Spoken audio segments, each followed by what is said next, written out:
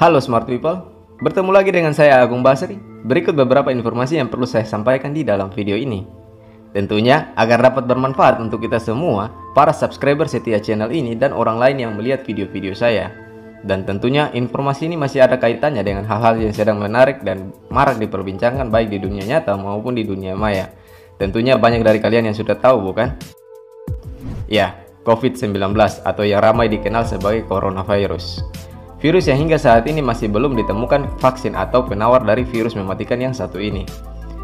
Maka dari itu, memproteksi diri sedini mungkin agar terhindar dari wabah virus mematikan yang satu ini adalah pilihan terbaik yang bisa kita lakukan saat ini.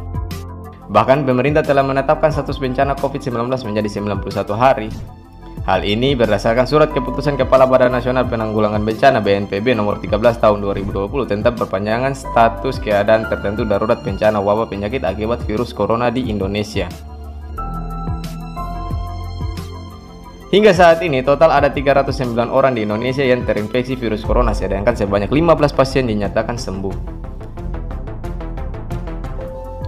Bahkan Presiden Joko Widodo telah menghimbau kepada masyarakat agar membatasi aktivitas di luar rumah. Sekaligus Jokowi telah meminta para kepala daerah menetapkan status di daerahnya masing-masing. Sebagai negara besar dan negara kepulauan, tingkat penyebaran COVID-19 ini derajatnya bervariasi antara setiap daerah. Para kepala daerah pun diminta untuk berkonsultasi dengan Badan Nasional Penanggulangan Bencana BNPB untuk menentukan status daerahnya sebagai darurat atau tanggap darurat bencana non-alam. Presiden juga menunjuk Kepala BNPB Doni Monardo sebagai Kepala Gugus Tugas Percepatan Penanggulangan COVID-19.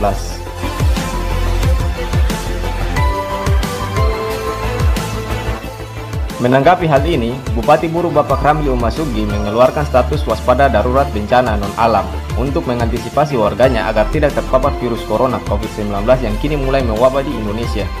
Pengumuman status bencana non-alam itu disampaikan terbuka oleh Bupati Ramli Ibrahim Umasugi SPIMM saat melakukan pertemuan terbatas dengan Forkopimda bersama para pimpinan OPD, para camat, para kades, dan para kepala sekolah. Juga turut dihadiri para tokoh agama, tokoh masyarakat bertempat di Aula Kantor Bupati Senin lalu. Dilansir dari beritabeta.com, Bupati Ramli menegaskan kendati status waspada baru diumumkan, tapi pemerintah Kabupaten Buru dan Forkopimda telah mengambil langkah-langkah dengan melakukan beberapa kali pertemuan guna mengantisipasi hal-hal yang tidak diinginkan menyusul terjadinya beberapa kasus di wilayah tertentu yang ada di Indonesia.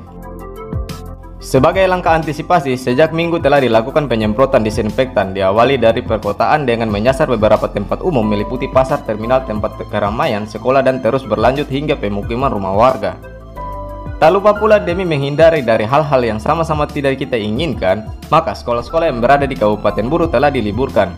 Kepala Dinas Pendidikan Kabupaten Buru, Abdul Rahim Umasugi, dalam suratnya kepada setiap sekolah yang juga telah beredar luas pada jejaring sosial Facebook disebutkan, pengumuman ini mengacu pada surat edaran Kemendikbud nomor 3 tahun 2020 tentang pencegahan coronavirus disease dan surat edaran Bupati Buru nomor 088/52/2000 tentang tindak lanjutan pencegahan penyebab novel coronavirus.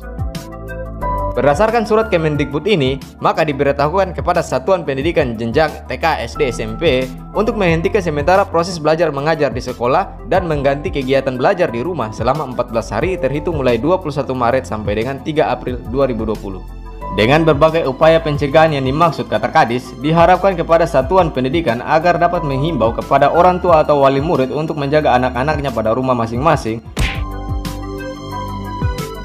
dalam rangka mendukung upaya pencegahan COVID-19 untuk tetap melaksanakan aktivitas hanya pada rumah masing-masing dan tidak membiarkan anak-anak keluar rumah demi pencegahan penyebaran virus yang dimaksud. Kebijakan tersebut akan diakhiri setelah status waspada darurat bencana non-alam wabah COVID-19 dicabut atau sampai pada pemberitahuan resmi selanjutnya. Terlepas dari itu semua, sudah menjadi tugas kita untuk sama-sama saling mengingatkan dan peduli dengan penderitaan yang sedang dialami saudara kita di luar sana, sesama manusia, untuk menjadi pribadi yang lebih baik lagi.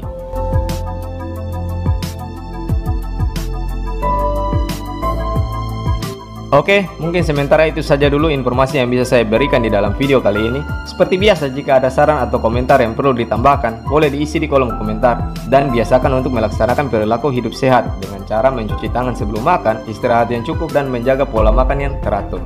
See you next video, saya Agung Basri. Sampai jumpa di video-video berikutnya.